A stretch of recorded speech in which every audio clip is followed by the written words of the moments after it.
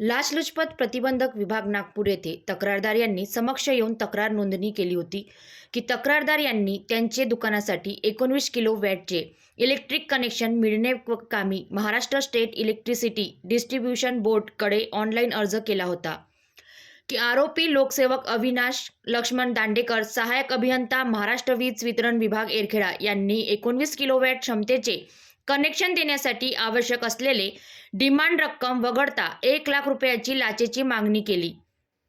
तक्रारदार यांच्याशी तडजोडीनंतर भरणा करावयाच्या सिक्युरिटी डिमांड रकमेसह 1,10,000 रुपये देण्याबाबत आरोपी लोकसेवक अविनाश दांडेकर यांनी तक्रारदारकडे मागणी केली.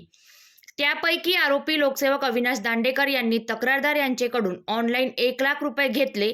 यासंबंधी तक्रारदार यांनी लाचलुचपत प्रतिबंधक विभाग नागपूर येथे तक्रार केली.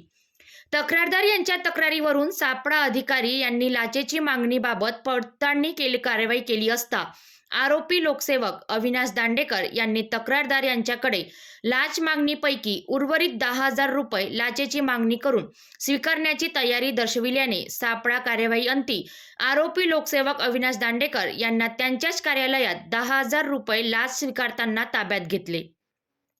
आरोपी लोकसेवक विरुद्ध पोलीस स्टेशन नवीन कामठी येथे गुन्हा नोंद करायची प्रक्रिया सुरू आहे. सदरची कार्यवाही डॉक्टर दिगंबर प्रधान, पोलीस अधीक्षक लाचलुचपत प्रतिबंधक विभाग नागपूर, अप्पर पोलीस अधीक्षक माधुरी बर्विस्कर, विजय माहुलकर यांच्या मार्गदर्शनाखाली पोलीस उप अधीक्षक शुभांगी वानखेडे, पोलीस निरीक्षक रवींद्र सहारे, वैशाली आठवले, अस्मिता मल्लेवार, अनिल बहिरे, अमोल मेंढारे, हर्षलता भारडकर, विजय साळुंखे यांनी केलेली आहे.